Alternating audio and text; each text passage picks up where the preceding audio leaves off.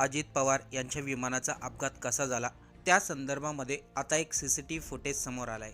बुधवारी सकाळी म्हणजे 28 तारखेला 8:10 राज्याचे उपमुख्यमंत्री अजित पवार यांनी त्यांच्या खाजगी विमानाने मुंबईवरून बारामतीच्या दिशेने उड्डाण केलं। साधारणतः 8:50 अजित पवारांचं खाजगी विमान बारामतीमध्ये लँड होणं अपेक्षित होतं, पण लँडिंगच्या वेळेस विमानामध्ये अचानक बिघाड झाला आणि हे विमान रनवेवरती जाण्याऐवजी बाजूलाच असलेल्या माळ रानावरती कोसळलं। त्यानंतर फक्त 10 मिनिटात त्या विमानाचे 4 ते 5 स्फोट झाले। विमानाला प्रचंड आग लागली होती। विमानाचा अक्षरशः कोळसा झाला। यामध्ये अजित पवारांचा जागीच मृत्यू झाला होता। ज्या ठिकाणी अपघात झाला त्या ठिकाणी अवस्था एवढी भयंकर होती, दादांनी हातामध्ये घातलेलं घड्याळ आणि डोळ्यावरती लावलेला गॉगल यावरून त्यांची ओळख पटवण्यात आली। पण आता याच अपघाताचा एक सीसीटीव्ही फुटेज समोर आलाय।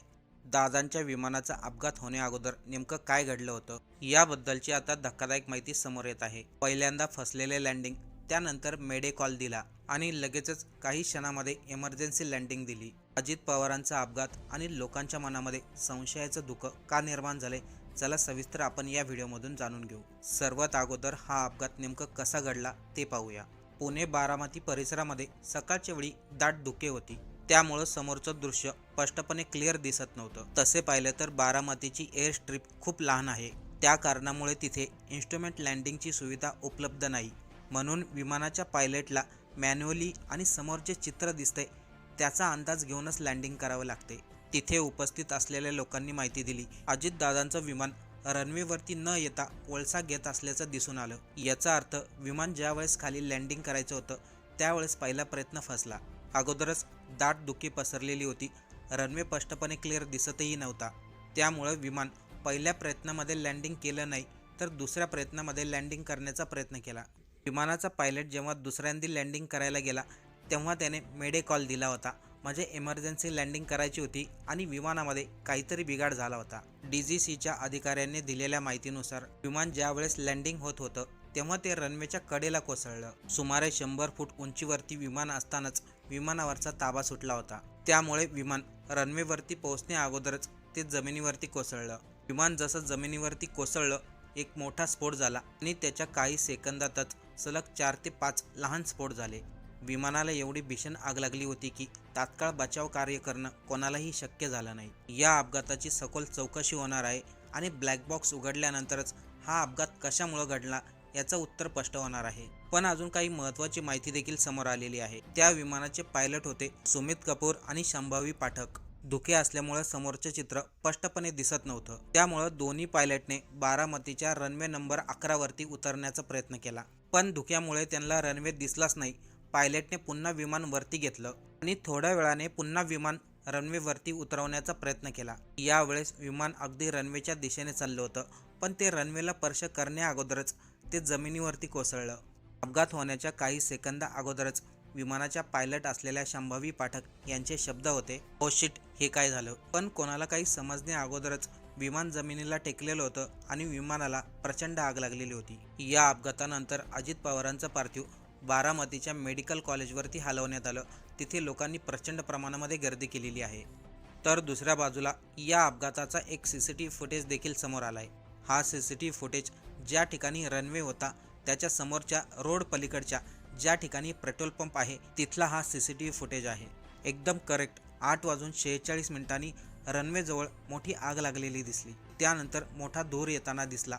हे सर्व घडलं होतं फक्त काही सेकंदामध्येच। अशामध्येच अजित पवार ज्या विमानाने प्रवास करत होते त्या विमानाबद्दल देखील आता अतिशय महत्त्वाची माहिती समोर आलेली आहे। अजित पवार ज्या विमानांनी प्रवास करत होते ते विमान VHR व्हेंचर्स प्रायव्हेट लिमिटेड कंपनीचं होतं। यामध्ये सर्वात विशेष म्हणजे हे विमान 16 वर्ष जुनं होतं। ज्या कंपनीचं हे विमान आहे ती कंपनी दिल्लीची आहे। ही company private charter plane, helicopter आणि एअरक्राफ्ट मॅनेजमेंटचं काम करते। हा अपघात घडल्यानंतर ज्या कंपनीने हे विमान बनवलं होतं त्यांनी माध्यमांना माहिती दिली, विमानामध्ये कोणत्याही प्रकारचा तांत्रिक बिघाड नव्हता। विमानामधील दोन्हीही पायलट अनुभवी होते आणि सुरक्षेच्या दृष्टीने हे विमान एकदम सेफ होतं। हा अपघात समोरचा रनवे क्लिअर न दिसल्यामुळे झालाय, तरी देखील ब्लॅक बॉक्स उघडल्यानंतरच विमानामध्ये काही तांत्रिक बिघाड होता की नाही हे स्पष्ट होणार आहे। पण आता ज्या कंपनीने विमान बनवलं होतं त्याच कंपनीचं आणि सेम तेच मॉडेल त्याचा 3 वर्षा अगोदर विमान अपघात झाला होता. साधारणतः 14 सप्टेंबर 2023 रोजी VSR कंपनीचं एक एअरजेट प्लेन होतं. ते मुंबईच्या विमानतळावरती क्रॅश झालं होतं. त्यावेळेस विमान अपघाताचं कारण सांगण्यात आलं होतं. पाऊस चालू होता आणि समोरचं दृश्यही स्पष्ट दिसत नव्हतं, त्यामुळे तो अपघात झालाय. विमानाचे अक्षरशः 2 तुकडे झाले होते. विमानाला आगही लागली होती, पण ती लागलेली आग काही वेळामध्येच विझवण्यात आली. त्या विमानामध्ये असलेले सर्व लोक गंभीर जखमी झाले होते. अजित पवार सुद्धा VSR कंपनीचं लेअर जेट 45 हेच विमान वापरत होते. ज्या प्रकारचं VSR कंपनीने विमान बनवलं होतं त्याचा हा पहिला अपघात नाही तर दुसरा अपघात आहे. ज्येष्ठ पत्रकार असलेले अवेश तिवारी यांनी या विमानाबद्दल एक धक्कादायक माहिती दिली. त्यामध्ये अवेश तिवारी यांनी दावा केलाय, अजित पवार ज्या विमानामध्ये बसलेले होते, ज्या विमानाचा अपघात झाला त्याचा तपास आणि चौकशी मी करत होतो. जी VSR कंपनी आहे ती जुन्या झालेल्या विमानांना VIP लोकांच्या ड्युटीसाठी पाठवते. पत्रकार तिवारी पुढे म्हणाले, मी या कंपनीच्या मालकांना अनेक वेळा फोन केले पण कोणीही माझा फोन उचललेला नाही. अजित पवार यांच्या मृत्यूची चौकशी अगदी व्यवस्थितपणे झाली पाहिजे. दुसरीकडे अभिनेता असलेले सुहेल सेठ यांनी देखील एक ट्विट केलं आहे. ज्या विमानाचा अपघात झालाय ती कंपनी एक खासगी बाप आणि मुलाची आहे. त्यामध्ये माहिती असलेले लोक सांगतात DGCI या कंपनीच्या अंतर्गत या विमानांचा व्यवहार चालतो. ही कंपनी कायमची बंद झाली पाहिजे. यांच्या विमानामध्ये अनेक वेळा बिघाड असतो असा दावा सुहेल सेठ यांनी केलाय. त्यामुळेच तर अजित पवारांचा अपघात झालाय. तरी देखील संशयाचे धुके मात्र जमा झालेत. हे विमान मुंबईवरून टेकऑफ होण्याअगोदर या विमानाची व्यवस्थित तपासणी केली होती का? राज्यामधील सर्वच राजकीय नेते लवकरात लवकर आपल्याला दुसऱ्या जागेवरती जावं लागतं, त्यामुळे छोट्या आकाराचे विमान किंवा हेलिकॉप्टर वापरतात. त्या छोट्या विमानांची व्यवस्थित सर्व्हिसिंग असणं, त्याच्यामध्ये काही तांत्रिक बिघाड आहे की नाही याची तपासणी करणं देखील गरजेचं असतं. त्या सर्व गोष्टीची तपासणी त्या विमानामध्ये केली होती का याची चौकशी होणं गरजेचं आहे. ज्या वेळेस हे विमान बारामतीच्या रनवेवरती लँडिंग होणार होतं त्यावेळेस विमानामधून काहीतरी वेगळा आवाज येत होता, हे प्रत्यक्षदर्शी लोकांनी सांगितलेलं आहे. विमानामधील पायलट अनुभवी होते. विमान कंपनीने सांगितलं विमानामध्ये कोणताही तांत्रिक बिघाड नव्हता. हा विमान अपघात नेमकं कोणत्या कारणामुळे झालाय याचं उत्तर आता स्पष्ट होणार नाही. त्यावेळेस ब्लॅक बॉक्स उघडला जाईल. ज्यावेळेस विमानाची सखोल तपासणी केली जाईल त्यावेळेस विमानामध्ये काय बिघाड झाला होता याची माहिती समोर येईल.